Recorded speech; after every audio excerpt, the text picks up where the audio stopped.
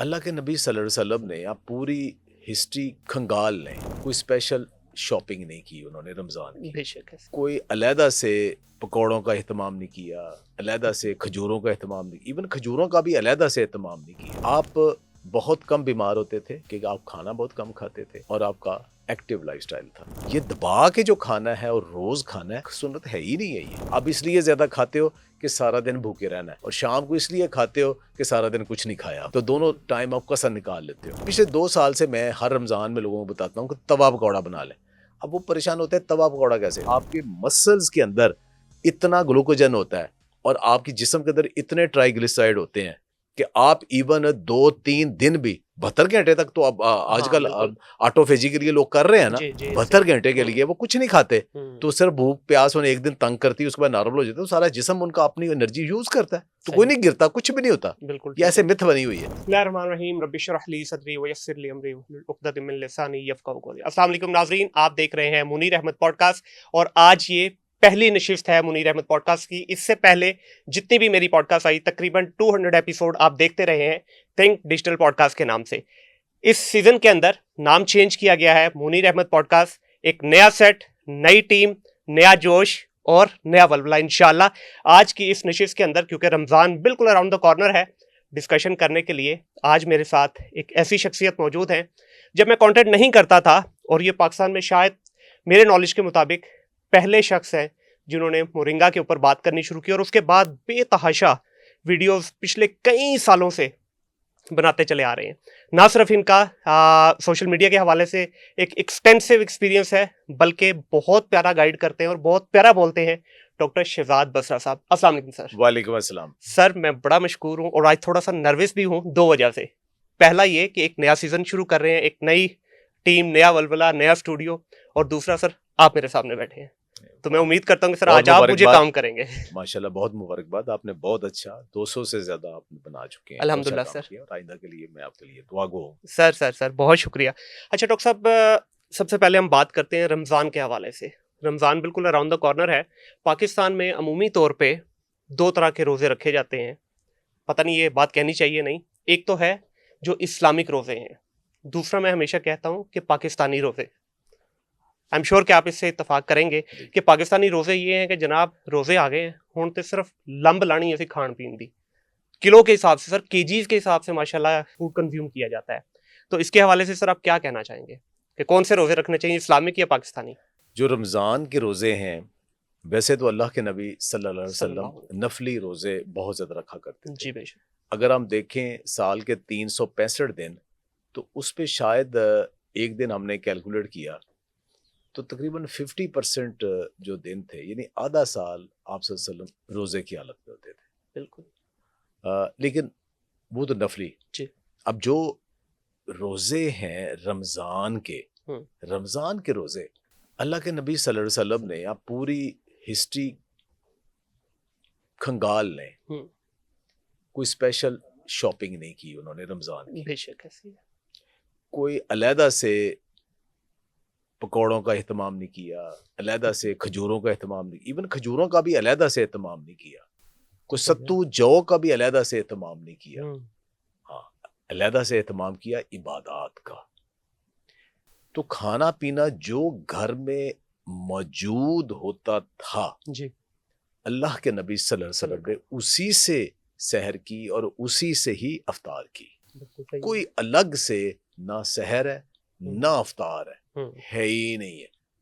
अब चूंकि हमने सहर भी करनी है, अफ्तार भी करनी है, और हम खाने पीने के बहुत शौकीन हैं, तो इसलिए हमें उसका एनालिसिस करना पड़ता है सही कि आपने क्या खाना है क्या नहीं खाना, उसमें कुछ लिमिट आपने कैसे करनी है, वो डिस्कस हमें करना पड़ती है मजबूरन। बिल्कुल सही डॉक्टर साहब। अगर इस पे हम बात करें कि 2 लोगों के जो है ना मुख्तलिफ आ रहा है। एक कहते हैं कि दबा के खाएं क्योंकि आपने सारा दिन रोजे की हालत में होना है, आपको कमजोरी ना हो। कुछ लोग कहते हैं नहीं जी, आप जिस तरह नॉर्मल खाते हैं उसी तरह खाएं, बल्कि थोड़ी सी क्वांटिटी कम कर दें ताकि आपको हैवीनेस ना हो। तो आपका इस पे क्या टेक है? देखिए, पहले हमें कोई दीन के मतलब, या मैं कोई इस्लामी स्कॉलर नहीं हूँ और उसमें कोई ऐसी स्टेटमेंट हम नहीं देना चाह रहे, लेकिन दीन ने कहीं मना भी नहीं किया कि आप खाना ना खाएं। बिल्कुल ठीक है। कि मना भी नहीं किया, बल्कि ये तलकीन की गई कि सहर भी लाजमी करें, अफ्तार भी लाजमी करें, आप 8 पैरा रोजा ना ना रखें। रखें, बिल्कुल सही ये है। कहा गया, जी, जी। मतलब ये नहीं कहा गया कि अब रमजान आ गया तो आपने सिर्फ उमेद फॉलो करना है, 1 मील अ डे, एक करना है। जी, अल्लाह के नबी सल्लल्लाहु अलैहि वसल्लम ऐसा किया करते थे और उनके जो रोजे थे वो सम टाइम सहर या अफ्तार के बगैर भी हुआ करते थे। उसमें रेफरेंसेस उलमा बताते हैं, जी, ठीक। लेकिन आम लोगों के लिए उन्होंने तलकीन की सहर भी करें, अफ्तार भी करें, तो आपने दोनों करने हैं। बिल्कुल सही है। अब कितना करने हैं, कैसे करने हैं, बहुत सारी चीजें हम, कुछ लोगों को ये सख्त स्टेटमेंट लगेगी, आप सल्लल्लाहु अलैहि वसल्लम का जो लाइफस्टाइल था ना, जी। उस लाइफस्टाइल के साथ बहुत सारी हमारी सुन्नतें जुड़ी हुई हैं। बिल्कुल उस लाइफस्टाइल के साथ सही। आप बहुत कम बीमार होते थे जी। कि आप खाना बहुत कम खाते थे और आपका एक्टिव लाइफस्टाइल था। और अब हम उसमें से पिक और चूज कर लेते हैं कि आप सल्लल्लाहु अलैहि वसल्लम ने शहद खाया था, आप जी। सल्लल्लाहु अलैहि वसल्लम ने खजूर खाई थी, आप सल्लल्लाहु अलैहि वसल्लम ने जौ लिए थे, और अब हमने और मीठा पसंद करके खाया था खाने के बाद, कभी कभार, वो जी। रोज नहीं। तो इन चीजों को हम सुन्नत कह के जी। तो हम दबा के फिर खाते हैं। ये ये दबा के जो खाना है और रोज खाना है, ये सुन्नत है ही नहीं है, इत्दाल के साथ। ये है ही नहीं सुन्नत।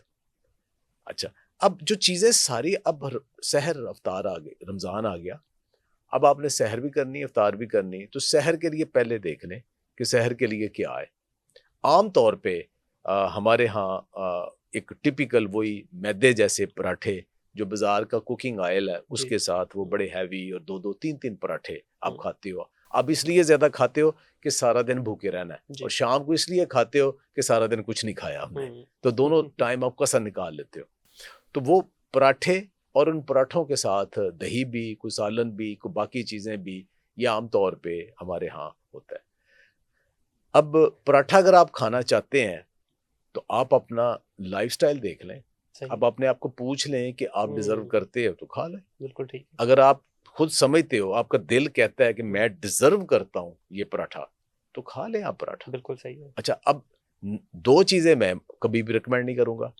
एक, मैदे जैसा आटा कभी रिकमेंड नहीं करूंगा, और दूसरा, मैं कभी भी जो बाजार का कुकिंग ऑयल है वो नहीं रिकमेंड करूंगा, कि ये दोनों तो बीमारियां हैं, ये इन्फ्लेमेशन करेंगी, ये आपको बीमारियों का बहुत बड़ा जो काज है, ये वो 2 चीजें हैं। अच्छा डॉक्टर साहब, यहाँ एक सवाल बनता है कि अगर आपकी लाइफस्टाइल थोड़ी जरा एग्रेसिव हो, जिसमें आपकी एक्सर्शन हो रही है, सुबह से शाम तक आप मेहनत वाला काम कर रहे हैं, तो फिर भी आप मना करेंगे? एक तो लाइफस्टाइल हमारा है ना सर, कि सारा दिन कुर्सी पे बैठे रहे, हल्की सी कोई चीज़ ले ली वो भी हजम नहीं होती। एक वो लोग जो वाकई मुशक्कत करते हैं सारा दिन उनका, या एक्सरसाइज वगैरह अच्छी करते हैं, तो उनको भी बिल्कुल मना करेंगे? देखिए, इसके लिए थोड़ी सी हमें बैकग्राउंड में जाना पड़ेगा। जी। पहले क्या था कि हमारे जो बुजुर्ग थे वो गंदम की ही रोटियां, और उनकी जो रोटी होती थी आजकल की 2-3 रोटियों के एक बराबर होती थी, बड़ी रोटी होती थी।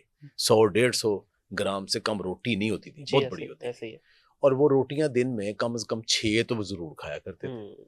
ठीक है, अब गंदम के अंदर 12-13% प्रोटीन होती है, तो वो अगर 6 रोटियां खा रहे हैं, चलिए हम 100 ग्राम की भी कह लें, 600 ग्राम आटा खा लिया, बिल्कुल ऐसी है, और उसके अंदर अगर 10-10 ग्राम भी प्रोटीन है, तो भाई ये तो 60 ग्राम प्रोटीन बन गई जो सिर्फ गंदम से ले ली।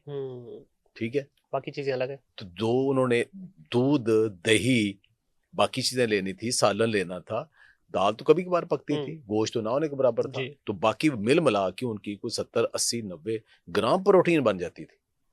अब मसला है कि इतनी जब वो ये प्रोटीन लेते थे तो उसके साथ वो 600 ग्राम या कम से कम 500 ग्राम उन्होंने आटा भी खा लिया, जिसके अंदर इतना कार्ब था।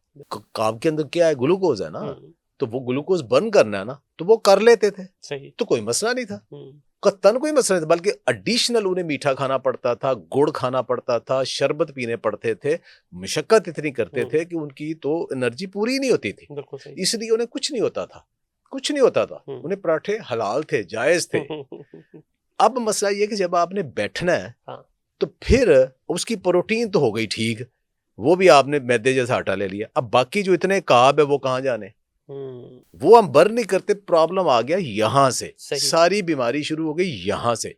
तो हमारे टेस्ट बड वही है, तो हमें या तो अब वो पराठे मिस करने पड़ेंगे, सही, या कम करने पड़ेंगे। वो कैसे करने हैं, उसके लिए तरतीब बाल लंबी हो रही, उसको जरा समराइज करते हैं। मसलन अगर आप बैठने का काम है, जिस्मानी मशक्कत आपकी ना होने के बराबर है, और आप रोज़ा भी रखना है ना, तो आप सुबह सिर्फ 2 या 3 उबले अंडे खा सकते हैं, सही, या उन अंडों का ऑमलेट खा सकते हैं आप। ठीक है, ठीक है। अगर आपको उबले पसंद है तो उसके साथ आप कोई एप्पल, कोई चीज़ वो खा लें, फ्रूट खा लें साथ उसके। आप सब्जियां स्टिर फ्राई करके खा लें। मज़ेदार बनाना है तो उसको साथ सब्जियां डाल के मज़ेदार सा ऑमलेट बना लें। ठीक हो गया। उसको और अच्छा करना है तो उसके अंदर बेसन या मल्टीग्रेन आटा या किनवा का आटा उसके अंदर डालें, और वो आपका एक बड़ा चीला, बड़ा खूबसूरत सा मज़ेदार सा 2-3 अंडों वाला, सब्जियों वाला, और वो आपका लो कार्ब एक आपका पराठा बन जाएगा। अच्छा हल्की डॉक्टर साहब, आपने कहा 2 से 3 या 4 अंडे भी ले सकते हैं, तो इसमें सर येलो पार्ट भी लेना है, क्योंकि वो तो फिर आगे अंडा होता ही येलो पार्ट के साथ है। अच्छा येलो पार्ट के साथ। तो ये वो जो उसके एक आजकल थ्योरी चल रही है जिस सिर्फ व्हाइट एग लेना है, वो आपने पुरानी हो येलो गई। निकाल देना, अच्छा कोई सीन नहीं। वो पुरानी हो गई। अभी भी जो जर्दी से मना करते हैं वो डॉक्टर हैं, हम्म, वो लोग हैं जिन्होंने लेटेस्ट रिसर्च साइंस नहीं पढ़ी। ठीक है। वो अभी भी, या किसी को खास बीमारी है हम्म, उसके लिए कोई खास वजह से मना करे तो मना करे। तो ये मैदे में जो गर्मी का कहते हैं, इससे हाँ। लिंक करते हैं, मिथ है वो? देखिए, मैदा गर्मी करता है मसालों से, प्रोसेस चीजों से। हम्म, ठीक है। वो ज्यादा ओवर ईटिंग से मैदा गर्मी, नॉर्मल खाने से मैदा गर्मी नहीं होती। अच्छा, वो आपने पराठा बना लिया उसका, जी, साथ थोड़ा सा दही ले, हम्म, खा ले, मजेदार। हम्म, और वो कोई मसला नहीं है उसका। आप सारा दिन उसका बड़ा आराम से आपका गुजरेगा। बिल्कुल ठीक है। अच्छा इसमें डॉक्टर साहब, जब हम रोजे की बात करते हैं तो अक्सर लोग ये भी कहते हैं यार कुछ नहीं होता, जो मर्जी खा लो। तो आपके नजदीक कौन सा ऐसा खाना या कौन सी ऐसी डिशेस हमें ऐड करनी चाहिए अपने खाने में जिनका नुकसान नहीं होता? क्योंकि आजकल हम देख रहे हैं कि तली हुई चीज़ों का भरमार है। इवन सुबह के टाइम पे भी जिस तरह आपने खुद फरमाया कि पराठों का जोर है, उसके बाद फिर चाय की भी भर्ती करनी है हमने, फिर योगर्ट भी लेनी है, फिर हमने साथ सालन भी खाने हैं।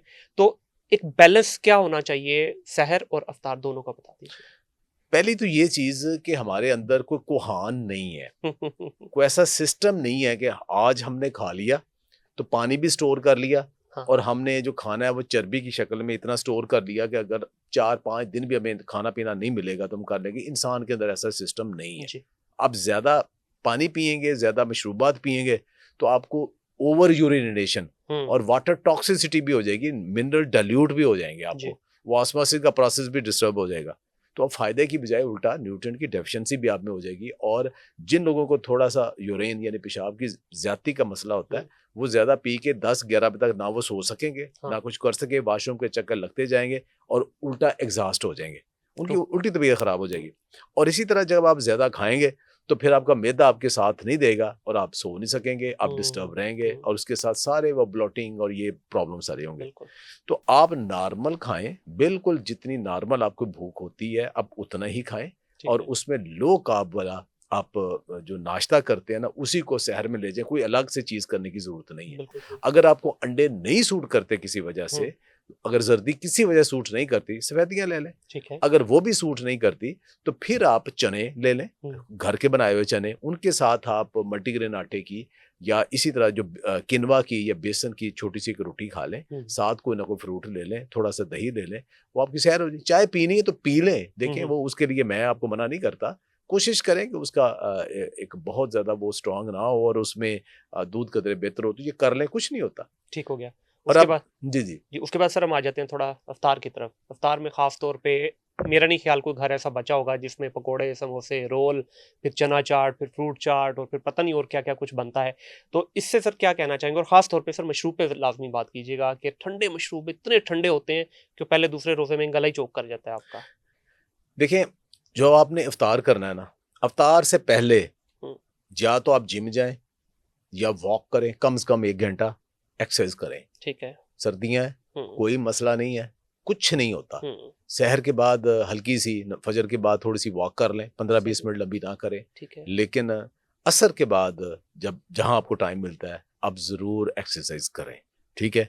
कोई एनर्जी लेवल आपका इतना डाउन नहीं होगा, उतनी एग्रेसिव ना करें, ठीक लेकिन है। ज़रूर करें। हुँ, अब उसके बाद जो मशरूब है, इससे बेहतर कोई मशरूब नहीं, पानी से बेहतर कोई पानी, मशरूब हुँ, नहीं। अब आपको खाली पानी से ज़हनी तौर पे कुछ होता है तो उसके अंदर लेमन निचोड़ लें। ठीक है। ठीक है?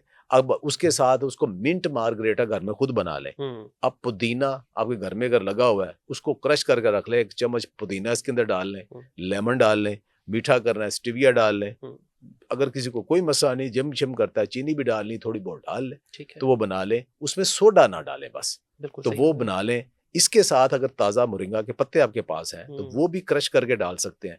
किसी को ब्लड प्रेशर का मसला है तो उसमें आपके पास बीट रूट, चुकंदर का जी। जूस निकाल के या चुकंदर का पाउडर डाल के आप वो बना सकते हैं, वो आपका बहुत अच्छा ड्रिंक बन जाएगा। ठीक हो गया। और ठीक सर है। इसका टेम्परेचर क्या रखें? ये बड़ा ज़रूरी है क्योंकि जितना दिल करता है ठंडा पीने को, लेकिन हाँ, वो नुकसान पी ले देता है। ठंडा, लेकिन चिल्ड, बहुत चिल्ड ना हो, हुँ, मतलब ज्यादा चिल्ड नहीं होना चाहिए। खजूर 2-3 खजूर हर बंदा खा सकता है जी, जी। अफ्तारी में, अगर उसको शुगर नहीं है तो हुँ, कुछ नहीं होता। अच्छा, अब अगली चीज क्या हो गई? अगली चीज हो गई भाई आपकी चना चाट। हुँ, बेहतरीन फूड है, ठीक है। चना चाट से अच्छा अच्छा खाना है ही कोई नहीं। आप सब कुछ छोड़ दें, चना चाट खा लें। चना चाट एक हमारा best low carb balance, high protein low carb हमारी डिश है। आप उसको मुकम्मल खाने के तौर पे खा सकते हैं। कभी लोबिया डाल लें, हुँ, कभी चने डाल लें, कभी ब्लैक चने, कभी सफेद चने, इवन भुने हुए चने भी डाल सकते हैं आप उसमें।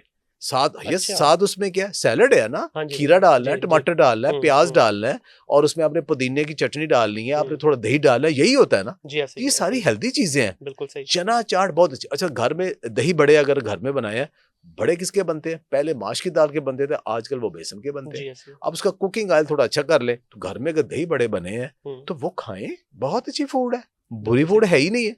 अच्छा, अब अगर आपका दिल करता है कि फ्राइड मस्त खानी है, देखें समोसे और रोल इसको तो साइड पे कर दें, इसको तो डिफेंड हम कर ही नहीं सकते ठीक है। क्योंकि ये तो हेल्दी फूड है ही नहीं है, हुँ, ये कतई हेल्दी नहीं है। कोई बच्चा खाता है ठीक है, उसको दे दे। पकौड़े हेल्दी हैं, अच्छा पकौड़े हेल्दी हैं, पकौड़े ठीक है। हेल्दी हैं, हुँ, लेकिन उसको कैसे आपने मॉडिफाई करना है? अब तवा पकौड़ा बना लें। ठीक हो गया। ये मैंने ऑयल से पिछले निकाल दें। यस पिछले 2 साल से मैं हर रमजान में लोगों को बताता हूँ कि तवा पकौड़ा बना लें। अब वो परेशान होते हैं तवा पकौड़ा कैसे? देखें पकौड़े में अब उसके इंग्रेडिएंट देख लें। नंबर 1 क्या? बेसन, बेसन, हेल्दी है। हाँ जी। दूसरे उसके अंदर क्या डाले हैं? थोड़े बहुत आलू डालने आलू हैं, और प्याज प्याज। डाले हैं, हुँ, सब्जियां डाली, हुँ, सब्जियां ज़्यादा डालें, बंद जी। गोभी डाल लें, हुँ, बाकी शिमला मिर्च डाल लें, जो भी सब्जियां डालनी, जी। इवन गाजर डाली जा हुँ, सकती है, मूली डाली जा सकती है, वो आपकी पसंद है ना। जी, जो अच्छा लगे। सब्जियां डाल लें, उसका तो कोई मसला नहीं है। अच्छा, हुँ, उसके अंदर अनारदाना डाला है आपने, नमक मिर्च अपनी मर्जी की डाल ली, यहाँ तक तो कोई प्रॉब्लम नहीं है। जी, प्रॉब्लम होता है कि जब उसे डीप कढ़ाई में फ्राई जाता करते है। हैं, जी, और फ्राई उसमें करते हैं कि हर रोज जो बचा हुआ है ना वो रख लेते हैं और उसी में फ्राई किए जा रहे हैं। हुँ, ऑयल एक दफा यूज होता है। जो बाजार के जितने कुकिंग ऑयल हैं, ये बाजार वाले ही उसे पहले 50 पे, फिर 100 पे, 300 पे गर्म करके आपके लिए साफ करने के लिए पहले ही उसे एक दफा यूज कर लेते हैं। ट्रांसफैट बनने शुरू हो गए होते हैं पहले ही उसमें, तो वो तो पहले ही खराब है। बिल्कुल अब सही। आप उसको रोज कर करके तो उसको आप ट्रांसफैट बना लेते हैं, और ट्रांसफैट ही आपको कैंसर करता है। ट्रांसफैट ही आपकी शरीरों में जमता है, यही जोड़ों में जमता है, हुँ, यही आपकी शरीरों में जमता है, ये ब्लड प्रेशर करता है, ये बाकी सारे प्रॉब्लम करता है। अब वो दूसरा उसके अंदर कैलोरी काउंट बहुत ज्यादा हो हुँ, जाता है। हुँ, ठीक है, अब उसके साथ जब आलू वगैरह डालना है, डीप फ्राई करना है आपने, तो उसमें एक्रिलामाइड्स बन जाते हैं जो बिल्कुल आपके लिए सेहत के अच्छे नहीं है। तो जो कार्ब वाली चीज आपने जब फ्राई करनी है, बेड़ा गर्क हो जाना है। सही। अब तवे पे क्या है कि तवे पे आप ज्यादा ऑयल डाल ही नहीं सकते। हुँ, ठीक है, हेल्दी अच्छा घी या ऑयल डाले, थोड़ा सा बटरिंग करनी है, ठीक है। उसके ऊपर आप पतला थोड़ा सा सब्जियां बारीक करें, पतला रख के उसके पतले पतले उसके ऊपर पकौड़े बना लें, उसके ऊपर तल लें, जैसे टिक्की तलते हैं इस जी, तरह तल लें उसे। बिल्कुल ठीक है, सही। कम घी लगेगा हुँ, और हर दफा आपको नया डालना पड़ेगा, तो एक बिल्कुल आध सही। वो पकौड़ा ले लें, कोई मसला। अच्छा डॉक्टर साहब आजकल मार्केट में ज़ाहिर है जैसे-जैसे आप लोग कैंपेन कर रहे हैं कि ये नहीं खाना, ये नहीं खाना, तो मार्केटिंग वाले भी होशियार हो गए, उन्होंने भी नई-नई चीज़ें निकाली। एयर फ्रायर सर, आजकल एयर फ्रायर की बड़ी जो है ना आवाज़ चल रही है जी, इसमें जो मर्ज़ी खाएँ कुछ नहीं होता। तो इसके हक़ में हैं आप कि एयर फ्रायर से बनी हुई चीज़ें सेहत के लिए मुफ़ीद हैं? देखिए, एयर फ्रायर के बहुत फायदे भी हैं, कुछ उसके नुकसानात भी हैं। ठीक है। पहले फायदे देख लेना, जी सर। डरे ना।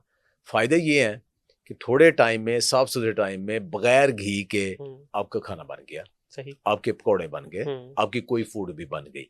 ठीक है, अगर आपने रोल्स वगैरह भी बनाए, उसमें आप एयर फ्रायर में बना लें। ठीक ठीक है। है, ज्यादा से ज्यादा हल्की सी बटरिंग करनी होती है। हुँ, तो ज्यादा डीप फ्राई वाला रोल, समोसे, पकौड़े क्यों मना किए जाते हैं? ऑयल बहुत यूज होता है, इसमें ऑयल यूज नहीं हो रहा। जी। लेकिन जो नुकसान क्या है? नुकसान ये है कि जब हाई टेम्परेचर के ऊपर आप आलू उसके अंदर हुँ, अगर डालें आपने, तो वो जो कार्ब्स है ना, वो बहुत बुरी तरह रिएक्ट करके एक्रिलामाइड बहुत हाई बना देते हैं, जो कि हेल्दी नहीं है। तो सही। अगर तो आप उसे कीमा है उसके अंदर, हुँ, या चिकन की बोटियां हैं, कोई थोड़ी बहुत सब्जियां हैं, बाकी सारा उसके साथ आप बेसन वगैरह है, वो तो ठीक है। लेकिन अगर वो रोल मैदे का बना हुआ है, वो भी कार्ब है, ठीक है। अंदर आलू है, वो भी हुँ, कार्ब है, वो तो हाई टेम्परेचर के ऊपर बिल्कुल ऐसे ही है। एक्रिलामाइड बन जाएंगे। हम्म, तो उसमें फिर ये करें कि अगर आप कार्ब मिनिमम रखें उसमें, ठीक है। ठीक है, और बाकी प्रोटीन ज्यादा रखें, तो फिर भी सेफ है एयर फ्रायर। अच्छा, आप ये कह रहे हैं कि अगर कार्ब फ्री कह लें, कार्ब हाँ, फ्री अगर कोई भी वो प्रोडक्ट चिकन उसके बना अंदर आप लें, बनाना चाहते हैं, हाँ वो चिकन बना हो लें, गया, फिश हो गई, या वो कोई भी ठीक है, चीज़ ऐसी है, तो वो ठीक है, उसको कोई वो प्रॉब्लम नहीं है। रिलेटिवली सेफ है। रिलेटिवली सेफ है, बिल्कुल सही होगा। अच्छा सर, खजूरों के बारे में ये कहा जाता है कि जी खजूरें जो हैं बड़ी तवानाई देती हैं और दबा के खाएं, लोग सहरी में भी खा रहे हैं, अफ्तार में भी खा रहे हैं। इनके बारे में भी बता दें कि क्या ये वाकई ही ऐसा ही है, या इसमें भी हमें थोड़ा सा ज़रा बैलेंस रखने की ज़रूरत है? क्योंकि अक्सर औक़ात देखा गया है कि शुगर के पेशेंट भी सिर्फ़ उसको सुन्नत के साथ लिंक करके फिर दबा के मंड के खा रहे होते हैं। तो मैं अगर कहूँ कि एक आर्नल्ड श्वार्ज़नेगर, हुँ, ठीक है, जब वो वर्ल्ड चैंपियन था, मिस्टर जी, ओलंपिया था, जी। तो वो शेक पिया करता था जिसके अंदर 7 खजूरें होती हुँ, थी, 2 केले होते थे, बाकी इतना ये इतना ये इतना इतना, तो वो पी लेता था, जी। Very energetic. हुँ, और एक बंदा जो बिस्तर पे पड़ा कहता है ये वेरी एनर्जेटिक, मैं भी। वो देखो एक्सरसाइज उसने कितनी की, जितना वो वजन उठाता था तुम जमीन से उसको हिला नहीं सकते, ट्रू, ट्रू। ठीक है। तो अब बात ये है ना हुँ, कि वो एनर्जी कितनी थी।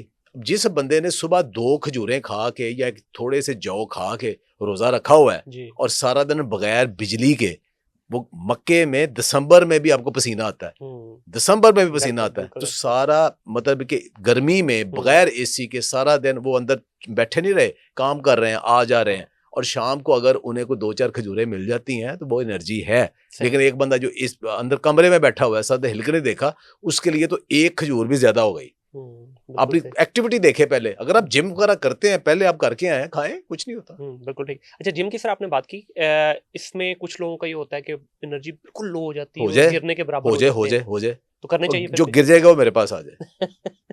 जो गिर सेफ है, जाएगा, कोई इश्यू जो नहीं गिर है। जाएगा वो मेरे पास आ जाए। कम बिल्कुल। खाने से कोई नहीं गिरता, हुँ, कम एनर्जी लो होने से। हाँ, किसी को लो शुगर का मसला है, हाँ, वो तो एक देखो प्रॉब्लम ये आ गई ना। बीमारी है किसी जी, को, वो बिल्कुल। अलग है। नॉर्मल बंदे के अंदर इतनी, आपके मसल्स के अंदर इतना ग्लूकोजन होता है और आपकी जिस्म के अंदर इतने ट्राइग्लिसराइड होते हैं कि आप इवन 2-3 दिन भी, 72 घंटे तक तो अब हाँ, आजकल बिल्कुल। ऑटोफेजी के लिए लोग कर रहे हैं ना, जी, जी, ऐसे 72 ही। घंटे के लिए वो कुछ नहीं खाते, हुँ, तो सिर्फ भूख प्यास उन्हें एक दिन तंग करती है, उसके बाद नॉर्मल हो जाता है, तो सारा जिस्म उनका अपनी एनर्जी यूज करता है, तो कोई सही। नहीं गिरता, कुछ भी नहीं होता। बिल्कुल ये ठीक ऐसे है। मिथ बनी हुई है। तो इसमें फिर सर बेस्ट टाइम आप कह रहे हैं कि असर के बाद और इफ्तार से थोड़ा-सा पहले, वही जो बीच में घंटा हाँ, सवा ये घंटा जो है मिलता है ना उसमें कि रख लें। वो अफ्तारी करके खा के, हुँ, अच्छा तो रात को हम 8 बजे 9 बजे जिम करना है, सारा हाँ। करना है, मेरा ज़हन नहीं मानता कि आपके पेट पे खाना हो, कुछ हुँ, हो तो आप हुँ, उसको करें। यहाँ पर आप हल्का सा करके फिर आप क्या करेंगे, आप जिम करने के बाद रात को 11-12 बजे फिर हाँ। बहुत पेट भर के खाएंगे, तो उससे कहीं बेहतर है कि असर के बाद जरा हल्का कर लें, हुँ। तो वो कर लें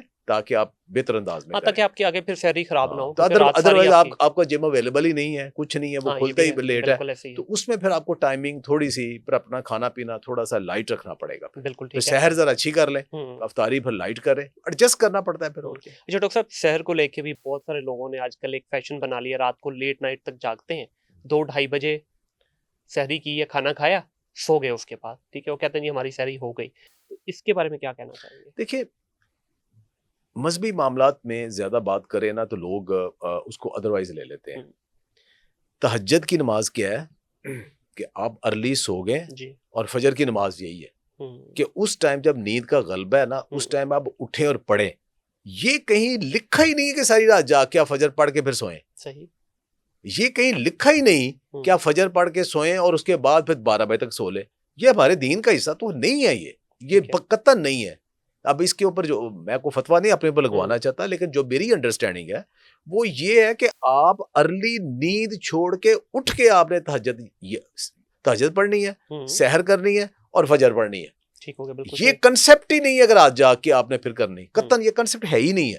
ये अच्छा। कभी कभार होता है, साल में एक आध दफा कैमल हुँ, लैल करना है कि हाँ, पूरी रात जागना है, बिल्कुल सही। वो कभी कभार होता है, हुँ, रूटीन की ये बात है ही नहीं है। तो जिन्होंने ये फैशन बना लिया हुआ है, हाँ, नहीं वो उनके लिए क्या कहना चाहेंगे? बना ले, उसके लिए कुछ भी नहीं कहना चाहूंगा, सर हम उनकी देखें, मर्जी है। मज़हबी हवाले से छोड़ भी दें, हाँ, साइंटिफिकली भी तो ये चीज़ ठीक नहीं है ना, कि कतई सारी रात ठीक। हम वो। देखिए, वो एक होता है सर्केडियम रिदम, हुँ, हुँ, बायोलॉजिकल क्लॉक। जी, अल्लाह ताला ने आपके जिस्म के अंदर एक बायोलॉजिकल क्लॉक बनाया हुआ है। ट्रू। वो बायोलॉजिकल क्लॉक जो है ना, वो दिन रात के साथ चलता है, हुँ, ठीक है। अब उसमें क्या होता है, 2 हार्मोन 3 हार्मोन इसमें बड़ा इंपॉर्टेंट काम करते हैं, सेरोटोनिन, मेलाटोनिन और कॉर्टिसोल। ठीक है। अब सुबह के टाइम क्या होता है कि आपका सेरोटोनिन बढ़ जाता है, सेरोटोनिन आपको जगा के रखता है, हुँ, और साथ कॉर्टिसोल, कॉर्टिसोल कहता है उठो चलो, ये 2 हार्मोन है, ये सूरज के साथ आपके आते हैं। अच्छा, रात को क्या होता है, जब अंधेरा होता है तो वही जो मेलाटोनिन है वो जो सेरोटोनिन है वो मेलाटोनिन में कन्वर्ट हो जाता है। अब मेलाटोनिन क्या होता है, सो जाओ, ठीक है, वो है ही उस वक्त, कार्टिसोल भी नीचे चला गया, सही। आपकी नींद आ गई।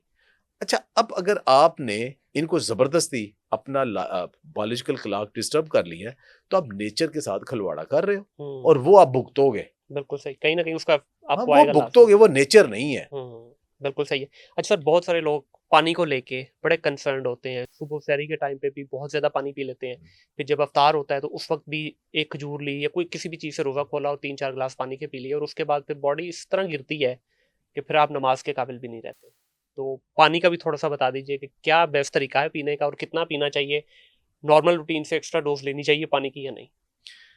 क्योंकि ये रोजे वैसे ही ठंडे हैं, रमजान हम्म, ठंडे हैं।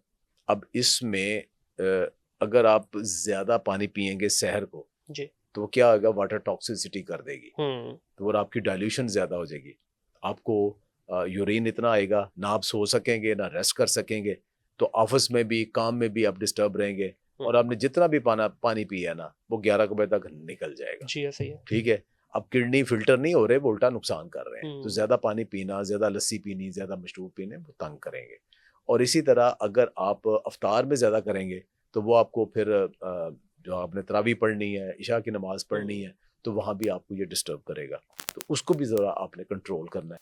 तो नॉर्मल पानी पिए। सही। अब वो जो एक वो मिथ है ना कि 8 गिलास रोज जरूर पीने हैं, कतन कोई ऐसी साइंटिफिक स्टडी नहीं है। ठीक है। साइंटिफिक स्टडी ये कहती है, साइंस ये कहती है पानी पिए। जिस्म को हाइड्रेट करने के लिए सबसे बेस्ट चीज जो है ना, आपकी जो स्किन के लिए, बाकी के लिए, सिस्टम के लिए, आप सारे कॉन्स्टिपेशन ना हो, स्किन फ्रेश रहे, बाकी उसमें जितना पानी आपका जिस्म बर्दाश्त करता है उतना पानी पिए।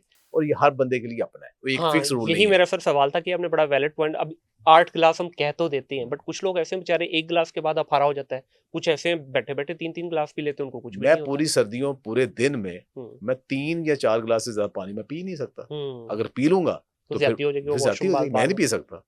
बिल्कुल। सर कोई ऐसा खाना आप बताना चाहें जो इफ्तार के अंदर ख़ास तौर पे हम ऐड करें, हमारी एक तो पूरे दिन की जो एनर्जी है वो भी बहाल हो जाए और आगे फिर हम अपनी जो तरावी है उसका भी अच्छे से एहतमाम कर पाएँ। क्योंकि ज़्यादातर लोगों को प्रॉब्लम यही आती है कि अगर थोड़ा-सा भी ज़्यादा खा लिया या कोई ऐसी डिश ऐड कर ली, तो सर इफ्तार तो गया ही गया उनका, मगरिब भी जाती है, इशा भी अब पढ़ने के काबिल नहीं रहते हैं, तरावी तो बहुत दूर की बात है। देखिए, अगर आपने असर के बाद वॉक या एक्सरसाइज की हुई है, जी, सही। आप एक आध खजूर, हुँ, पानी, जो ड्रिंक हमने बताए हैं उनके साथ करें। अ, पकौड़ा भी लेना है तो एक आध ज़रूर ले लें, पुदीने की चटनी साथ, केचप वगैरह के साथ नहीं। ठीक वो है। बहुत ख़तरनाक है। बाज़ार की जो चटनी है, हुँ, बाज़ार की सॉसेज़ हैं, वो rich in sugar, rich in hmm, Ajinomoto, rich in salt, इन सब सही, के साथ बहुत सही। रिच है। वो नहीं ले, और भी केमिकल बहुत है, वो हुँ, नहीं लेने। घर में पुदीने की या जो आपने दूसरी रायता बनाना है उसके जी। साथ ले लें। आप उसके बाद अगर चना चाट या दही भल्ले या हुँ, फ्रूट चाट हुँ, बगैर चीनी के थोड़ा बनाया है, तो उसकी क्वांटिटी इतनी कि आपको खाने की गुंजाइश रहे, ठीक आपका हो गया। पेट इतना हुँ, इतना ना करे। मगरिब पढ़े, मगरिब पढ़ने के बाद आके एक नॉर्मल रोटी, अगर आप शुगर के पेशेंट हैं तो फिर आप रोटी ना भी खाएं। सही। अगर आप शुगर के पेशेंट नहीं हैं तो फिर आप मल्टीग्रेन आटे की रोटी हुँ, नॉर्मल ना खाएं। न वो आपको इतना स्लोली हजम होगी और ब्लॉटिंग नहीं करेगी। तो हुँ, मल्टीग्रेन आटे की रोटी नॉर्मल, जो भी घर में सालन हुँ, पड़ना है, छोटे साइज की आपके मैदे के मुताबिक रोटी, एक रोटी खाएं। अल्लाह अल्लाह खैर सलाह। बिल्कुल सही।